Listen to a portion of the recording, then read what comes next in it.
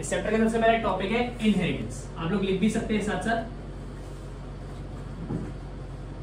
Inheritance, what is inheritance? क्या होता है process by which the characters transfer from the parents to the progeny. हाँ, progeny.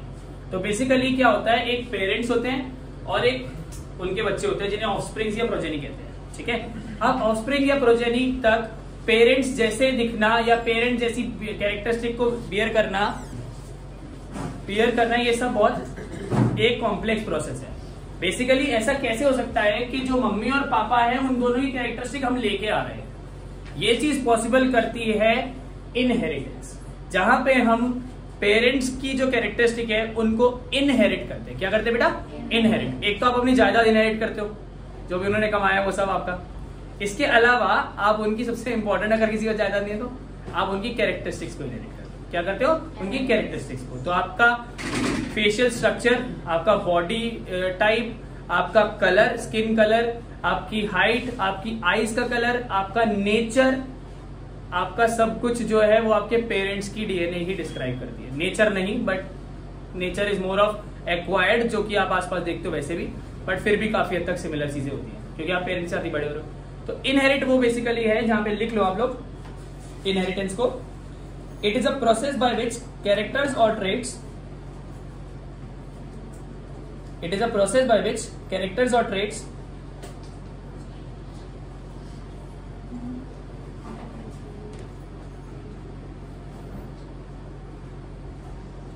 process by which characters or traits are passed from parent to their progeny. अभी लिख देता हूं, process by which characters or traits are passed from parents, आपको पता है previous generation, yes sir, parents to the progeny, मतलब offspring मतलब बच्चे, progeny, PROGENY, progeny. Okay guys, कोई दिक्कत? अगली चीज जो होती है इनहेरिटेंस के साथ वो होती है वेरिएशन। क्या होती है? वेरिएशन। वेरिएशन का मतलब क्या है? थोड़ी थोड़ी सी डिफरेंस। हाँ, डिफरेंसेस। पिछली जनरेशन से अगली जनरेशन में क्या फर्क आया है, those are called the variations. Those are called the variations. तो इसके अंदर हम लिखेंगे it is the degree by which progenies differ from their parents. Degree by which progeny differ from parents. तो कितने ज्यादा फर्क है हमारा अपने पेरेंट्स से, मम्मी से कितना फर्क है और पापा से कितना फर्क है, वो हमारी वेरिएशंस डिस्क्राइब करता है। क्या करता है? वेरिएशंस। इसके अलावा एक वर्ड आता है जेनेटिक्स। क्या आता है? जेनेटिक्स। जेनेटिक्स। जेनेटिक्स क्या होता है? The study of inheritance and the variations is called the inheritance और वेरिएशन की जो स्टडी है उसे हम कहते हैं जेनेटिक्स। जेनेटिक्स सिंपल है, ब्रांच ऑफ बायोलॉजी है। It is the study of both inheritance and variation. Inheritance and variation. अब जेनेटिक्स जो वर्ड है या जेनेटिक्स जो बात हो रही है, सबसे पहले जो है वो फादर ऑफ जेनेटिक्स के बारे में हम बात करेंगे, और फादर ऑफ जेनेटिक्स का नाम था Gregor Johan Mendel, father of genetics. इन्होंने सबसे पहले शुरुआत करी, और मैं सिंपल इसको लिख रहा हूं GH Mendel. Gregor Johann GJ होगा ना? हाँ, GJ मेंडल। इस बंदे ने क्या करा, आप लोगों को बेसिस ऑफ जेनेटिक्स दे दिया। इससे पहले हमें बस ये लगता था मम्मी पापा जैसे बच्चे होते हैं क्योंकि उनके मम्मी पापा हैं। अबे क्यों होते हैं मम्मी पापा हैं तो उनके बच्चे सिमिलर होंगे, बट क्या रीजन क्या है कि बच्चे सेम होंगे मम्मी पापा जैसे? और वो रीजन जो दिया वो शुरुआत करी किसने? मेंडल ने क्या करा? मेंडल ने फादर ऑफ जेनेटिक्स इसलिए कहा जाता है क्योंकि सबसे पहली बार पैटर्न इसने देखा। इसने अपनी जिंदगी के 7 साल 1856 से 1863 तक ये 7 साल अपनी जिंदगी के एक पौधे को दे दिए। ऑब्वियसली एक पौधे को नहीं दे दिए, एक पौधे की स्टडी को दे दिया जो कि पी प्लांट था, जिसे हम गार्डन पी प्लांट कहते हैं, पाइसम सैटिवम। क्या? Pisum sativum. यहाँ पे एस छोटा रहेगा, पी बड़ा रहेगा, सैटिवम, गार्डन पी। मटर को इसने अपनी जिंदगी के 7 साल दे दिए और इसने इतनी स्टडी कर ली मटर के बारे में कि मटर उगाने लगा। क्या करने लगा? इसने पूरे रूल्स दे दिए और सब कुछ बता दिया कि भाई क्या हो रहा है क्या नहीं हो रहा। 7 टाइप्स तक इन्होंने मटर की बात करी बेसिकली इसने। अच्छा, रीजन क्या था इसको भाई मटर ही चुनने का? कुछ और भी तो चुन सकता था। हाँ, सबसे पहली बात हम रीजन भी लिखते रहते हैं साथ साथ। रीजन जो है, रीजंस फॉर चूजिंग पाइसन सैटिवम, मैं सिंपल रीजन लिख रहा हूँ। नंबर 1 इज पाइसन सैटिवम की लाइफ स्पैन जो है वो बहुत छोटी होती है, शॉर्ट लाइफ स्पैन। तो जल्दी जल्दी 1 साल के अंदर 2-3 बार आप देख सकते हो इनकी वेरिएशन। पहले लिखो मत, पहले समझ लो, शॉर्ट लाइफ स्पैन। इसके बाद ये लोग सेल्फ पॉलिनेशन भी कर सकते हैं और क्रॉस पॉलिनेशन भी कर सकते हैं। क्या क्या? Both self and cross, self and cross pollination. मतलब दोनों तरह से इसके बेबीज, मतलब बेबीज का सीड्स जो है वो हो सकते हैं। हाँ, बाइसेक्सुअल फ्लावर्स होते हैं। लार्ज नंबर ऑफ ऑफस्प्रिंग्स देंगे, बहुत सारे ऑफस्प्रिंग्स देंगे तो बहुत सारे सीड्स आ देंगे।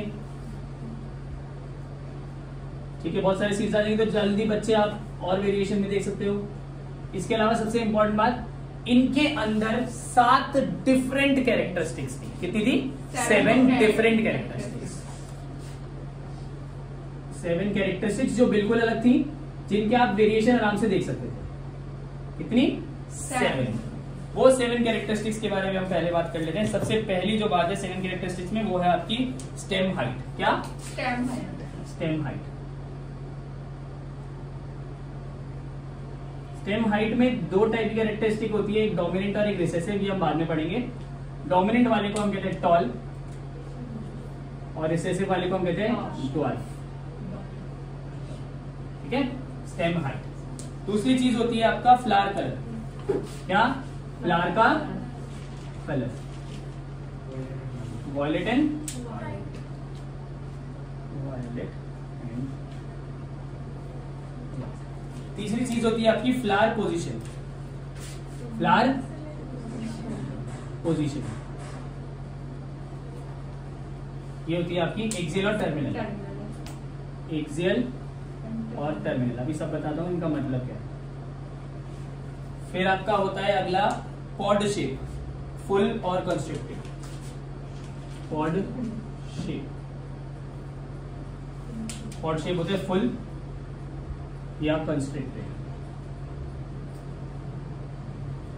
फिर आपका आता है पॉड कलर, ग्रीन और येलो। पॉड कलर कितने हो गए? 5 है नहीं? ग्रीन और येलो। फिर आपका आता है सीड शेप और सीड कलर। सीड शेप और सीड कलर। सीड शेप होता है राउंड और रिंकल्ड।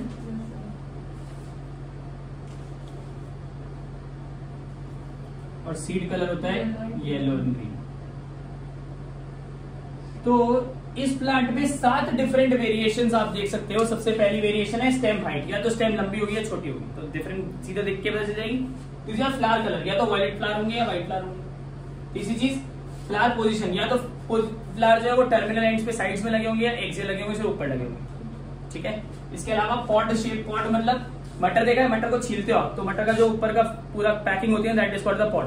पॉड या तो कभी बार बिल्कुल ऐसे, कभी बार बिल्कुल ऐसा लगता है ग्रीन ग्रीन सा, बिल्कुल पूरा सा प्रॉपर सा स्मूथ सा, तो वो फुल कहते हैं। कॉन्स्ट्रिक्टेड क्या होता है? वो चिपका चिपका सा ऐसे ऐसे भी आता है, तो उसे हम कॉन्स्ट्रिक्टेड कहते हैं। कलर हो सकता है पॉड का ग्रीन हो या येलो। येलो ग्रीन दिखता है, येलो बहुत कम देखा है प्रॉपर्ली। सीड शेप, या तो बिल्कुल राउंड होगी सीड, बिल्कुल अच्छी सी सफल वाली जो मिलती है, या कभी रिंकल्ड भी हो सकती है, वो खराब नहीं है, उसका टाइप कलर। और ऐसे ही सीड कलर येलो या ग्रीन। हमने तो आज तक ग्रीन देखी है, येलो देखी किसी ने? बट डोमिनेंट येलो वो बेसिकली खराब नहीं होती, शायद हम लोगों के लिए खराब होती हो, बट जनरली वो वैसी वेरिएशन है उसमें। ठीक है, तो ये 7 अलग अलग कैरेक्टरिस्टिक्स की वजह से और इन सब चीजों की वजह से भाई मेंडल ने चुन लिया किसको?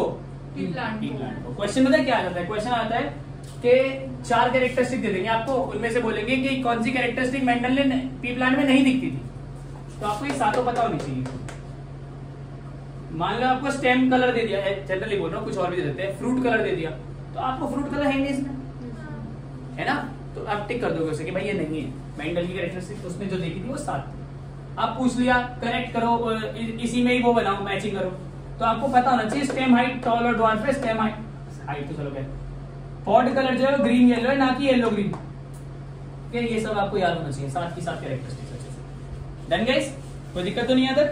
तो मेंडल ने ऐसे करके वो कराया उसने, और फिर उसके बाद उसने देखा कि भाई ये रीजंस थे जिसकी वजह से मेंडल ने पाइसम सैटिवम को ही चुना।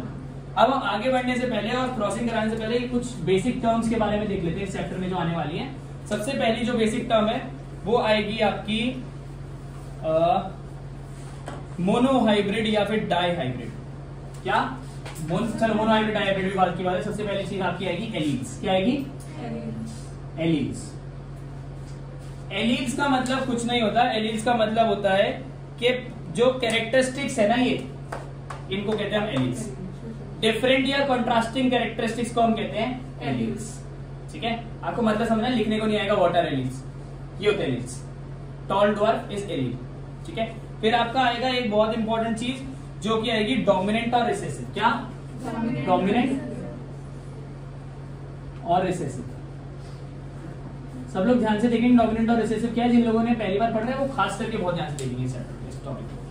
डोमिनेंट का मतलब होता है हर किसी कैरेक्टरिस्टिक को यहाँ पे दिखाने के लिए, हर किसी कैरेक्टरिस्टिक को दिखाने के लिए 2 एलील लिए जाएंगे। कितने एलील लिए जाएंगे? 2 एलील। जैसे हम टॉल ड्वार्फ की बात करूं तो टॉल को डिनोट करा जाएगा कैपिटल टी से और ड्वार्फ को डिनोट करा जाएगा स्मॉल टी से।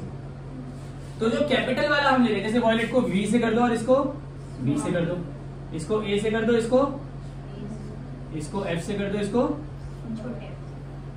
इसको जी से, तो इसको आर से, तो इसको वाई से, तो इसको। ठीक है, तो बड़े वाले का लेटर ले लो, तो छोटे दूसरे वाले में छोटा लिख दो। ये डोमिनेंट और रिसेसिव का मतलब क्या है? डोमिनेंट का मतलब होता है भाई कि भैया अगर ये अकेला भी कैरेक्टर दिख गया ना, 2 होने चाहिए। अगर अकेला भी दिख गया तो भी ये अपनी कैरेक्टरिस्टिक शो कर देगा। कहने का मतलब मैं बताता हूं। और ड्वार्फ का मतलब क्या, सॉरी रिसेसिव का मतलब क्या होता है कि ये कभी भी अकेला अपनी कैरेक्टरिस्टिक शो नहीं कर पाएगा। अगर टॉल और ड्वार्फ का एग्जांपल ये ले लूं, बेसिक्स था, तो टॉल और ड्वार्फ के 3 केसेस बन सकते हैं। बड़ा टी या बड़ा टी छोटा टी या छोटा टी छोटा टी। ये 3 केसेस के अलावा कोई और परम्यूटेशन एंड कॉम्बिनेशन नहीं बनती इन दोनों को 2 तरीके से जोड़ने में। डन? आपको दोनों का साथ जोड़ना है। कैसे जोड़ोगे? या तो दोनों ये ले लो, या एक ये ले लो, या दोनों ये ले लो, और तो कुछ ऑप्शन नहीं है। अब मैंने इसको, आप कह सकते हो ये कर दो, ये और ये एक ही बात है, पहले डोमिनेंट लिखा जाता है इसलिए पहले लिखा जाता है। ठीक है ना? अब देखो, पहले वाला तो ऑब्वियसली टॉल ही रहेगा क्योंकि दोनों टॉल है। लास्ट वाला दोनों ड्वार्फ है, ड्वार्फ रहेगा। अब मिडल वाले में लॉजिकली मेंडल ने भी ये सोचा होगा कि जब उसने एक बड़े वाले पौधे की और एक छोटे वाले पौधे की मीटिंग कराई, क्रॉसिंग कराई, उसने सोचा होगा मीडियम साइज आएगा। यही सोचा होगा, हम तो यही सोचते हैं। ठीक है, पक्का? ठीक है, पर उसके साथ उसने देखा, अरे ये क्या हुआ, ट्री तो टॉल ही आ गया, ट्री तो टॉल ही आ गया। उसने कहा मिडल आना चाहिए था, इंटरमीडिएट साइज इंटरमीडिएट है ही नहीं। या तो डोमिनेंट कैरेक्टर अगर आ गया, बड़ा टी चाहे 1 हो चाहे 2 हो, दिखाएगा टॉल ही। छोटा टी दोनों एक साथ होनी चाहिए भाई, तभी दिखा पाएगा। अकेला होगा तो इसको तो सप्रेस कर देगा। क्यों? क्योंकि बड़ा वाला क्या है? डोमिनेंट। और छोटा वाला क्या है? जो अकेले भी अपने आप को शो कर दे वो डोमिनेंट, जो अकेले अपने आप को शो ना कर जाए वो रिसेसिव। क्लियर है बात? देख लो, डोमिनेंट रिसेसिव। इसके अलावा एक वर्ड आएगा होमोजाइगस। क्या? होमो का मतलब सिंपल होता है इंग्लिश भाषा में सिमिलर। ठीक है, और दूसरा वर्ड आएगा heterozygous. Homozygous is similar, heterozygous is different, है ना, डिफरेंट। तो होमोजाइगस का मतलब है, होमोजाइगस कोई भी होगा, या तो ये होगा या तो ये होगा, आया ना। होमोजाइगस मतलब दोनों सेम, हेट्रोजाइगस का मतलब दोनों अलग। तो अगर आ गया होमोजाइगस टॉल, इसका मतलब क्या है, बड़ा टी बड़ा टी। बोल दिया होमोजाइगस ड्वार्फ, छोटा टी छोटा टी। बोल दिया हेटेरोजाइगस टॉल, समझ गए, कोई दिक्कत है तो पूछ लो। पक्का ये टर्म्स इसलिए बता रहा हूँ क्योंकि वो पूरे चैप्टर में बार बार रिपीट करेंगे, ठीक है ना। इसके अलावा एक वर्ड आता है आपका जीनोटाइप और फिनोटाइप। क्या? Genotype and phenotype. Phenotype, phenotype मतलब वो कैसा दिखता है, फिजिकल अपीयरेंस, फिजिकल अपीयरेंस। ये वाला देखो टॉल है, टॉल ही दिख रहा है, ये वाला भी टॉल दिख रहा है, तो इन दोनों का जीनोटाइप क्या है, टॉल। और इसका जीनोटाइप, सॉरी फिनोटाइप, इन दोनों का फिनोटाइप क्या है, टॉल। इसका फिनोटाइप क्या है, ड्वार्फ। इसका है ड्वार्फ। तो ये दोनों तो टॉल दिखेंगे। फिनोटाइप मतलब दिखने में कैसे हैं, और जीनोटाइप मतलब उनका जेनेटिक वेरिएशन कैसा है, उनका जेनेटिक वेरिएशन कैसे, जेनेटिकली वो कैसे है, जीनोटाइप। तो अगर आप दिखने में देखो तो दो टॉल और एक ड्वार्फ है, हाँ या ना, दो टॉल एक ड्वार्फ। और अगर जीनोटाइप देखो, जीनोटाइप माने उनका जीन्स कैसे है, तो भाई इसके अलग, इसके अलग, इसके अलग, तीनों अलग अलग है। ऊपर वाले में देखो फिनोटाइप के साथ देखो रेशियो 2:1 है, ये दो टॉल और एक ड्वार्फ। बट अगर नीचे वाले जीनोटाइप के साथ देखो 1:1:1 है। क्यों? क्योंकि तीनों के जीन्स अलग अलग है। दोनों टॉल, दिखने में दोनों सेम है, बट फर्क क्या है, एक में दोनों बड़े टी, एक में एक बड़ा टी, एक छोटा टी। क्लियर है? पक्का? डन। देख लो ये सारी चीजें अभी आएंगी बहुत सारी मस्त तरह से, ठीक है। एक लास्ट चीज होती है, चलो वो तो उसमें ही बताओ। तो ये आपका पूरा यहाँ से inheritance, variation, genetics, father of genetics कौन था, रीजन क्या थे, और ये बेसिक बेसिक पॉइंटर्स। अब हम इसके आगे चल रहे हैं और हम करेंगे अब क्रॉसिंग। तो हम लोग मोनोहाइब्रिड क्रॉस कर रहे हैं। मोनोहाइब्रिड क्रॉस में हमने एक टॉल प्लांट लिया, एक ड्वार्फ प्लांट लिया। टॉल प्लांट की जो एलील्स है वो कैपिटल टी है, और ड्वार्फ की स्मॉल टी। हमने इनको क्रॉस करा रहे हैं, तो क्रॉस कराने के टाइम में जो ये चीज होती है, ये तो पेरेंट हो गए। तो अब जो चीज आएंगी that is called the first generation, that is called the first generation. इसको हम बोलते हैं फिलियल वन। क्या बोलते हैं? Filial one, first generation. तो यहाँ पे हमने लेफ्ट हैंड साइड पे और ऊपर दो साइड पे रखा है। लेफ्ट हैंड साइड पे हमने टॉल वाले दोनों रख दिए अलग अलग तोड़ के, और राइट हैंड ऊपर की साइड पे हमने ड्वार्फ वाले दोनों तोड़ दिए अलग अलग, ठीक है। अब देखिए क्या करेंगे हम इस बॉक्स में एक ऊपर और एक नीचे से ज्वाइन करेंगे, ये वाला टी प्लस ये वाला टी। फिर इस वाले बॉक्स में आएंगे तो इसके सामने ये, इसके सामने ये भर देंगे। फिर यहाँ पे आएंगे, नीचे लेके जाएंगे कैपिटल टी, और इधर भी ऐसे लेके आएंगे capital T, small T.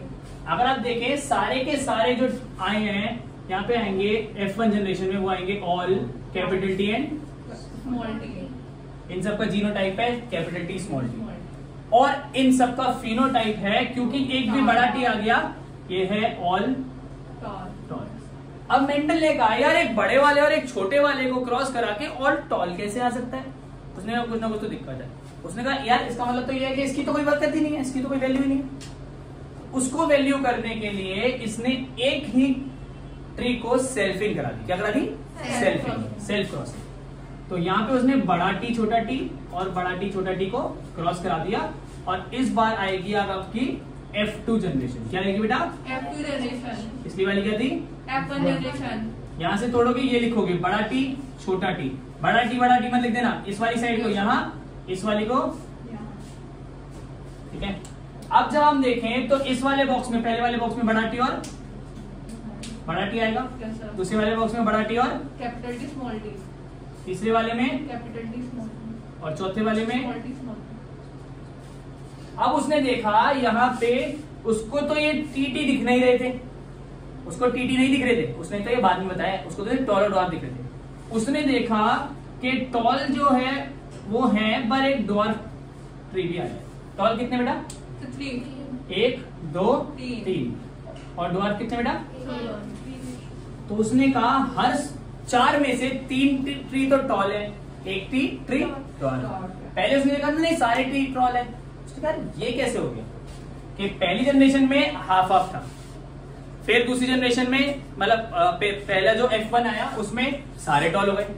F2 की जब मैंने क्रॉसिंग कराई तो भाई 3 टॉल और 1 ड्वार्फ। इसका मतलब ये जो ड्वार्फ वाला कैरेक्टरिस्टिक है, ड्वार्फ है, इसके पापा मम्मी में से तो कोई ड्वार्फ नहीं था, बट इसके दादा दादी में से तो ड्वार्फ था, है ना। तो वो कह रहा है इसका मतलब ड्वार्फ वाला कैरेक्टरिस्टिक है वो अगली जनरेशन में गया तो होगा, बट वो विजिबल नहीं है। कुछ कैरेक्टरिस्टिक्स छुप जाते हैं जो हमसे नेक्स्ट जनरेशन में होते हैं। तो कभी कभार हम ये देखते हैं कि हमारे पेरेंट्स जैसे ना होके हमारे ग्रैंड पेरेंट्स की कुछ कैरेक्टरिस्टिक्स हमें आती है। वो इसलिए आती है क्योंकि हो सकता है वो रिसेसिव कैरेक्टरिस्टिक्स हो, हमारे पेरेंट्स के टाइम में वो एक्सप्रेस नहीं हुई हो, बट अब वो दोबारा एक्सप्रेस हो गई।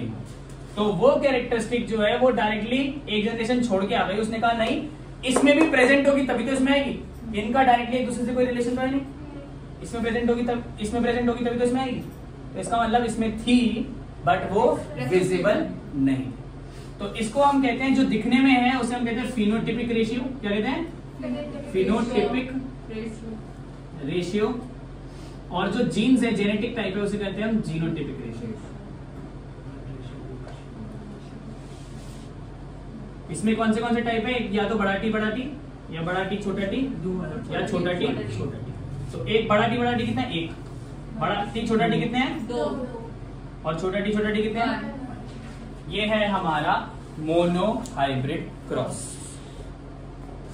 बैक क्रॉस होता है जब हम क्रॉस कराते हैं। देखो हमें पिछले वाले इसमें देखा कि फर्स्ट जनरेशन मतलब पेरेंट्स में कैपिटल भी था और स्मॉल भी था, बट फर्स्ट जनरेशन में सारे के सारे टॉल आ गए, मतलब सारे कैपिटल वाले आ गए, सारे टॉल वाले आ गए हाइट के हिसाब से। इधर टॉल भी था और डॉर्फ भी था, इसमें सिर्फ टॉल आ गया। तो मेंडल ने कहा यार चलो ठीक है ये तो कर दिया। मेंडल ने कहा मैं दोबारा इसको उल्टा ले जाता हूं। उल्टा ले जाने को कहते हैं बैक क्रॉस। तो हम फर्स्ट जनरेशन की ऑफस्प्रिंग की दोनों में से किसी एक पेरेंट के साथ जब मीटिंग कराते हैं, क्रॉसिंग कराते हैं, उसे हम कहते हैं बैक क्रॉस। तो बैक क्रॉस का सबसे ए पार्ट हो गया। ए पार्ट दो पार्ट में करेंगे। पहला पार्ट है फर्स्ट जनरेशन बड़ा टी छोटा टी बड़े वाले पेरेंट के साथ, मतलब डोमिनेंट पेरेंट के साथ। करा दो क्रॉसिंग। देखो भाई क्या लिखूंगा? लेफ्ट हैंड साइड पे क्या लिखूंगा? बड़ा टी छोटा टी। ऊपर क्या लिखूंगा? बड़ा टी बड़ा टी। तो इन दोनों को जोड़ूंगा बड़ा टी, इन दोनों को जोड़ूंगा बड़ा टी, इन दोनों को जोड़ूंगा बड़ा टी छोटा टी, इन दोनों को जोड़ूंगा बड़ा टी छोटा टी। मेंडल ने देखा अबे ये क्या हुआ, अगर मैंने इसको बड़े वाले से कराया तो फिर भी सारे ऑल टॉल ही आए। फिनोटिपिक रेशियो क्या है? All tall, 100% tall. कोई डॉर्फ आया नहीं। कह रहा यार ये क्या हो गया? उसने कहा अब ये जीनोटिपिक रेशियो हम खुद निकाल रहे हैं अपने लिए। क्यों? क्योंकि जीनोटिपिक रेशियो मेंडल के टाइम पे था ही नहीं, उसने जीन्स कभी देखे ही नहीं थे, माइक्रोस्कोप की बात ही नहीं हुई थी। ये 1863 की बात है जब उसने एक्सपेरिमेंट करके खत्म कर दिया था। सोच लो कितने साल हो गए? बहुत साल। कितने? 160 ईयर्स हो गए, 159 ईयर्स जब उसने एक्सपेरिमेंट डन कर दिया था। सोच लो ब्लैक एंड व्हाइट में भी नहीं सोच सकते मुझसे माने को। तो जीनोटिपिक रेशियो कितना है? या तो बड़ा टी दिख रहे हैं इसमें, हाँ है ना, या सारे या बड़ा टी या छोटा टी दिख रहा है। कोई छोटा टी तो नहीं दिख रहा है इसमें। कितने बड़ा टी? 2। इधर भी 2। 2:2 मतलब 1:50%। ये 50%। उसने कहा ये इसमें तो कोई आंसर ही नहीं आया, कुछ प्रूफ ही नहीं हुआ। उसने कहा दोबारा करूंगा, इस बार करूंगा। ध्यान से इधर देख लो सब। F1 जनरेशन की रिसेसिव पेरेंट के साथ, इसके साथ रिसेसिव पेरेंट। और रिसेसिव पेरेंट के साथ जब करेंगे तो बड़ा टी छोटा टी छोटा टी छोटा टी। ये क्या आएगा? बड़ा टी छोटा टी बड़ा टी छोटा टी छोटा टी छोटा टी छोटा t. To his surprise 50% of the plants were tall but 50% was dwarf. ठीक है। तो इसका जो फिनोटिपिक रेशियो आया इस वाली क्रॉस का, मैं यहां पे लेके जा रहा हूं इसे, इसका फिनोटिपिक रेशियो आया, वो आया टॉल इज टू डॉर्फ का रेशियो 50% है, 1:1, 2 ये। और जीनोटिपिक जो रेशियो है वो भी तो वही है, या तो बड़ा टी छोटा टी या छोटा टी 1:2। इस वाली क्रॉस से ऑल्टोल आया, कुछ प्रूव नहीं हुआ, बट इस वाली क्रॉस से ये प्रूव हो गया कि जो ये बच्चा था ना F1 वाला, उसके अंदर ड्रॉप वाली कैरेक्टरिस्टिक प्रेजेंट थी। ये रही ना। अगर ड्रॉप वाली कैरेक्टरिस्टिक प्रेजेंट ही नहीं होती तो कैसे दिखती? ड्रॉप तो तभी होगा ना जब दोनों में कैरेक्टरिस्टिक हो। मम्मी और पापा दोनों में कैरेक्टरिस्टिक होगी, अगर छोटा टी वाली तभी तो बच्चा छोटा टी होगा। इसका मतलब ड्रॉप वाली कैरेक्टरिस्टिक इसमें थी F1 जनरेशन में। F1 जनरेशन को हमने टेस्ट करने के लिए क्रॉस करी है, इसीलिए स्पेसिफिकली इस क्रॉसिंग को हम बैक क्रॉस तो कहते ही कहते हैं, बट स्पेसिफिकली इसे बोलते हैं टेस्ट क्रॉस। क्वेश्चन आ जाता है टेस्ट क्रॉस क्यों करते हैं? Test cross is done to identify the characteristics of F1 generation. इसकी तो पता ही है ना, स्मॉल टी इसकी निकाल। और तो पूछा जाएगा कि भाई क्या किस चीज से आप F1 जनरेशन की कैरेक्टरिस्टिक्स या फिर एलील निकाल सकते हो? टेस्ट क्रॉस करके दिखाओ। तो आपको क्या करना है, F1 लाओ रिसेसिव पेरेंट से करना, जरूरी नहीं है TTI, क्या पता YY आ जाए, बात वही है, कोई दिक्कत नहीं। समझ गए? अब की बात, this is called the test cross. Back cross की दूसरे पार्ट भी को स्पेसिफिकली हम टेस्ट क्रॉस बोल रहे हैं।